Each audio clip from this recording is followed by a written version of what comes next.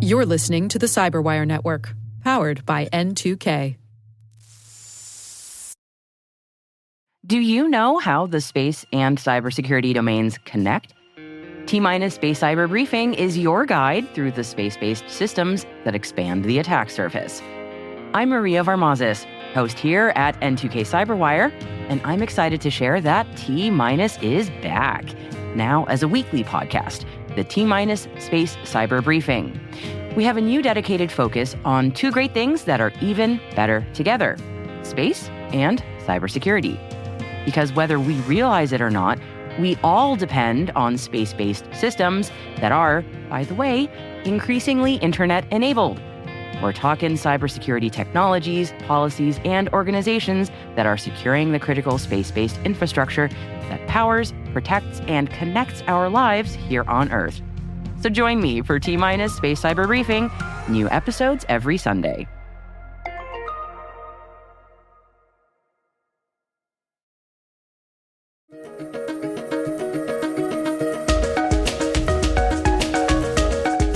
Hello, everyone, and welcome to the CyberWire's Research Saturday.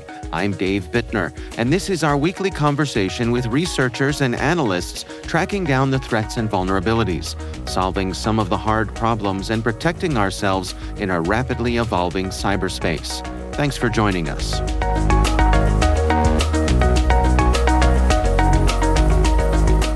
It's a Trojan which is dropping additional malware into the system. So it's a kind of, entrance point to the infected system and allows malware authors to drop additional malware. In this specific case that we detected, it's the Rhodomantis info stealer to collect, sensitive data by hiding it inside what looks like an AI agent skill coming from a legitimate developer tool, OpenClaw. That's Marco Giuliani, Vice President and Head of Research at ThreatDown. The research we're discussing today is titled Gotchi Loader Adopts AI Skill Lure.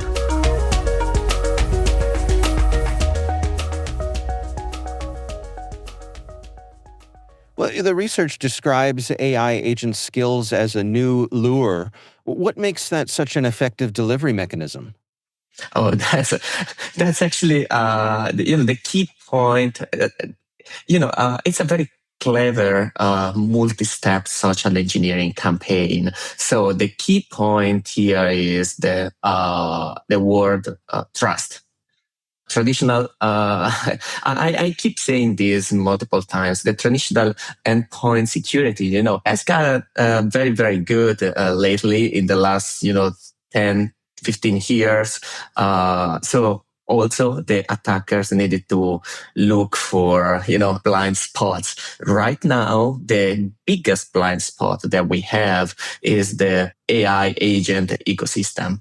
So what we are doing right now is monitoring. My team, the research team, is monitoring all the EDR detections and triggers which come from AI, from the AI world. What does that mean? If we find something which is connected somehow to AI tools, can be agentic systems, can be OpenClaw, can be Gemini, the command line interface, Claude, desktop, or whatever.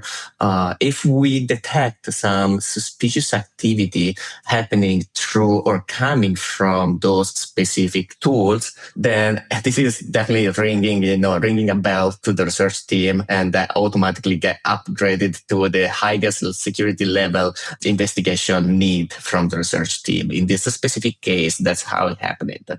We were monitoring the suspicious activity. We are constantly monitoring suspicious activities strictly connected to those tools.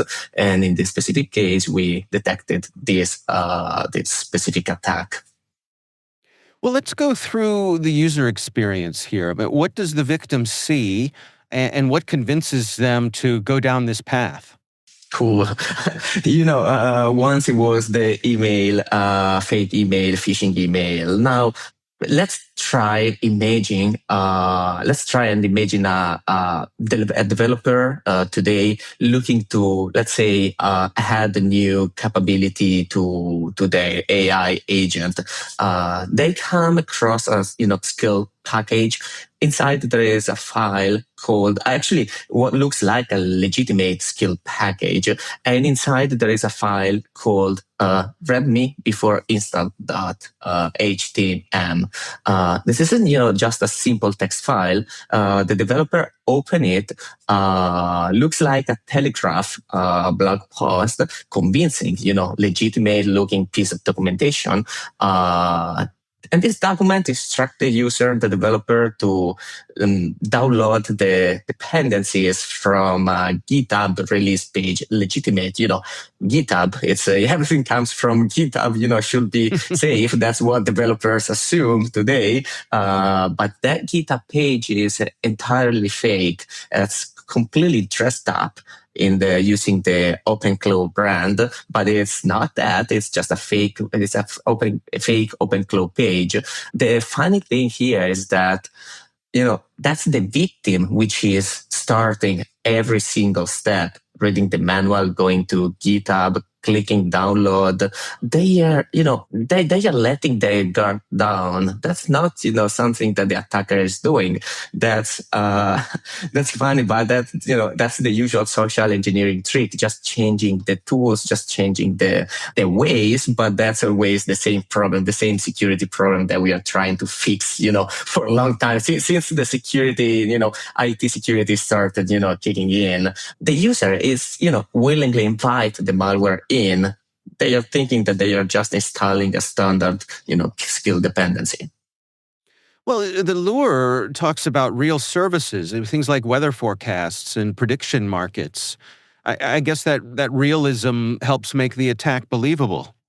Exactly. That's the whole plan. The whole plan is making a story. It's a building a real trustable story. Sometimes they also, invite you to do that, and they promise you that you're going to make a lot of money just, sitting in front of your PC. I mean, everybody sometimes, everybody once in a while, once time, hope to do that. I did sometimes as well. You sit in front of your PC and you hope that what you're doing is making you, is going to make you money, a lot of money without doing anything. who is not, hope that at least once in their life. Right. Well, let's break down the two tracks here. The research talks about two different ways for this to be delivered. Can you take us through that element?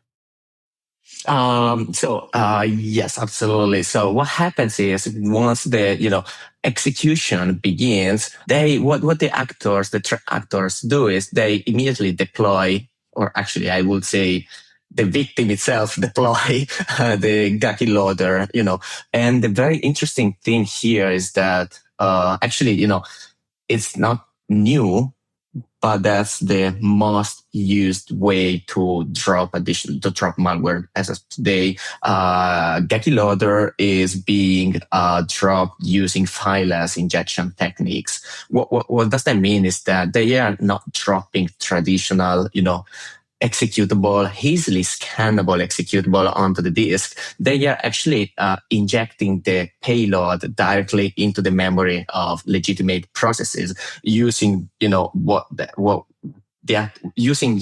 the kind of attack that's living off the land attack. What does that mean? Attackers are not using anymore standalone malicious executable. Why would they are not doing that anymore? Because it's easy now detecting, malicious executable. That's what, AV are doing for the last 2 decades. It's not 3 decades. How do they skip this kind of detection from traditional anti-malware solution? By using legitimate tools, abusing legitimate tools, let's say Python scripts, let's say every interpreter, PowerShell or whatever. What they do is they trick the user into running a script, into running whatever looks like legitimate, but it's coming from a legitimate tool. So even an anti-malware, a traditional security product, cannot easily detect what's happening because it's happening from a legitimate tool. And this makes incredibly stealthy attack and hard for the classic AV to catch. And that's the first part, how it gets installed into the system. What's the really fascinating part, I would say, is the command and control infrastructure that Katie Lauder has set up. Usually, what's the command and control? It's basically the server, the centralized server that the malware is connecting to receive commands, the next steps that it needs to execute. How usually that get blocked by anti-malware or security companies, security products, or also law enforcement. They go to the server, they go to the ISP, they block the connection to that specific IP, blacklist the IP, they get the server down, and that's how usually a command and control infrastructure is disabled, is switched off, turned off. That's not for Katie Lauder because they are now utilizing a blockchain-based command and control mechanism. That's really fascinating from my point of view, because right now they are hosting their communication pathways on decentralized blockchain network. And by doing so, the infrastructure becomes highly resilient for defenders, for AV companies, security companies. It's incredibly difficult to simply, take down a server as it was as it was before. And the combination of fileless execution locally on the system, on the infected system, and the decentralized command and control, which is basically distributed globally across the whole world, it's a tremendous, and dangerous mix that can, ultimately. In this specific case, ultimately drops the Ramadan disinfo stealer to steal credential and sensitive data, but in the end makes this combination extremely resilient against security product and also for law enforcement to take them down.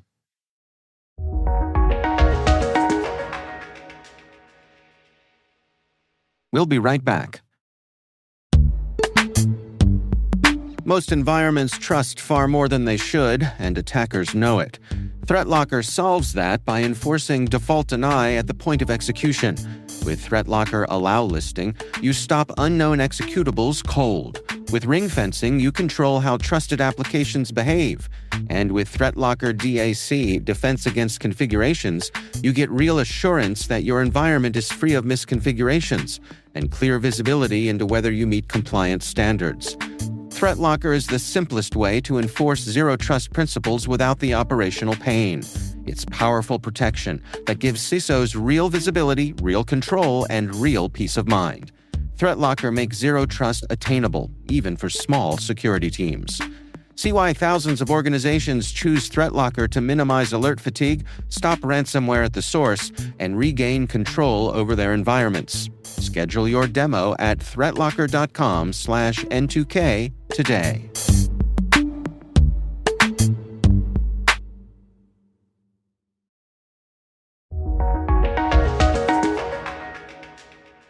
Well, you mentioned the Rhadamanthys info stealer. From a defender's perspective, what makes this combination of Gachiloader and Rhadamanthys particularly dangerous?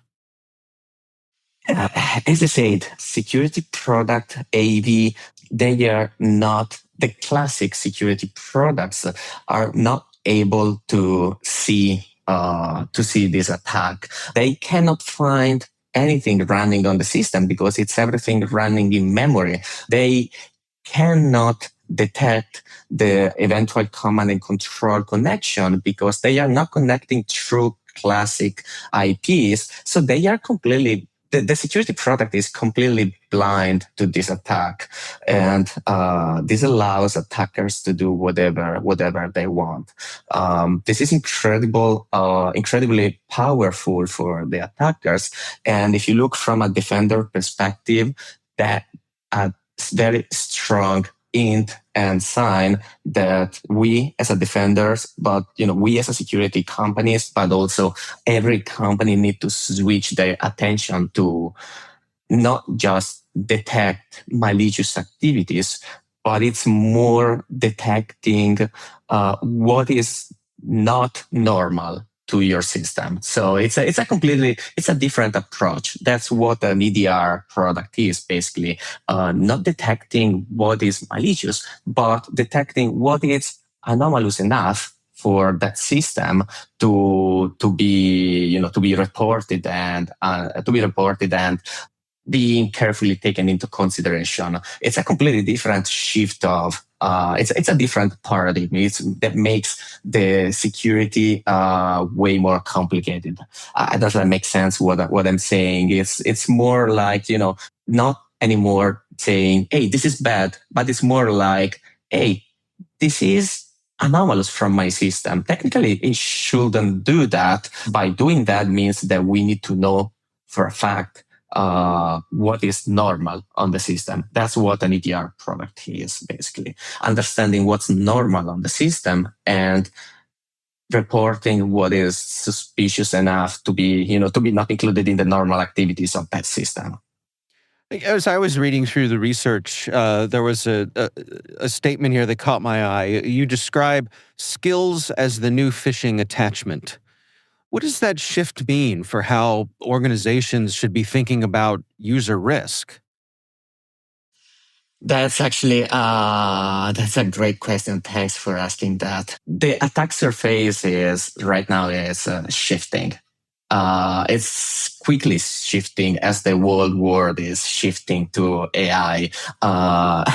It usually happens, happened also in the past. I'm actually in the security industry for almost 20 years now. So I'm lucky enough to have seen multiple things, wars, phishing, and, rootkits and etc. And I always seen that every time we have a shift to a new technology, everybody run to catch this new technology, but the risks of threat, the risks of the new technology are not immediately taken into consideration, and that's the blind spot, for every new technology. What that means is that new technology, new AI, everybody is shifting into the agentic AI so that you can instruct your computer, your endpoint to do stuff for you. How to make it, for the agentic AI, you already, have something that makes your work easier and,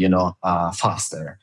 How you can make it even faster? You go to a repository and download your skills. What are AI skills? Basically, they are just pre-built instructions to your agentic AI, very basic text files that contain instructions to your agentic AI to your AI that can execute for you. So you go to a repository and you find new skill that monitors for you the weather forecast for the next 3 hours up to 24 hours every hour, and then alerts you in case there is some sign of bad weather kicking in or whatever. I'm just, giving you an example, very basic example. You could do that yourself, but you can also easily instruct using agentic AI to do the stuff for you. And why not downloading an AI skill that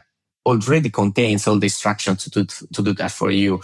So companies are looking into this new world more and more. And the problem is that there is no way right now to vouch the skills that you are downloading. That's probably the biggest risk that the companies are missing. The people using AI, companies are risking more. So they think that, you can monitor downloads from specific websites. You have a firewall, you have whatever, you're monitoring phishing websites, but you're still not considering that AI skills repositories can be a vector to introduce malware. So AI skills are just, text files that can be used on the your AI desktop software. You are not considering, companies are not still considering that as a vector. So we urgently need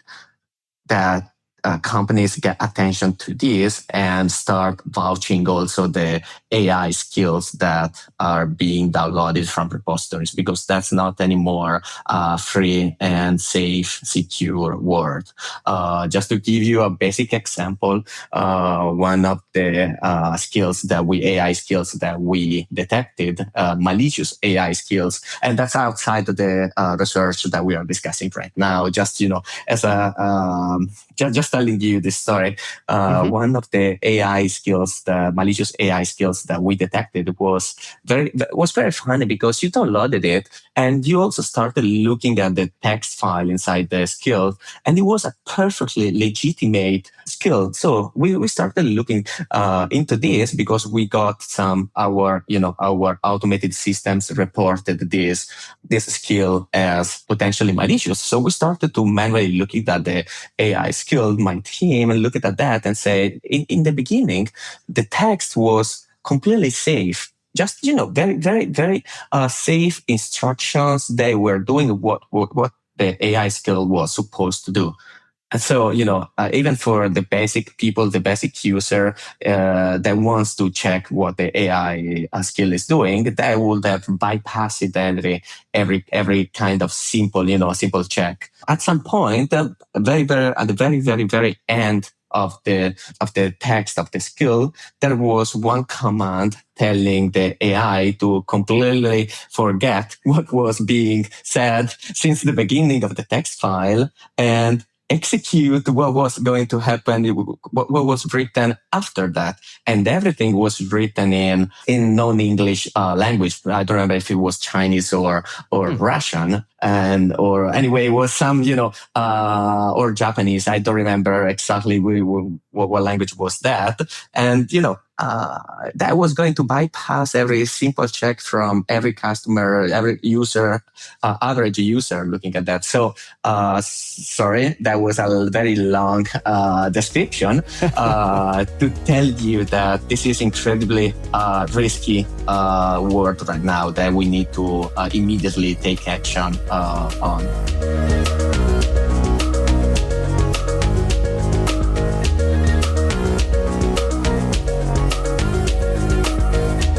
Our thanks to Marco Giuliani from ThreatDown for joining us.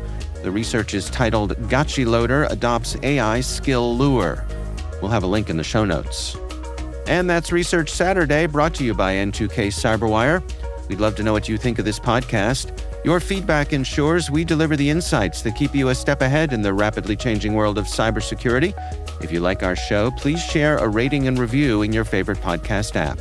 Please also fill out the survey in the show notes or send an email to cyberwire@n2k.com. This episode is produced by Liz Stokes. We're mixed by Elliot Peltzman and Trey Hester. Our executive producer is Jennifer Iben. Peter Kilpie is our publisher, and I'm Dave Bittner. Thanks for listening. We'll see you back here next time.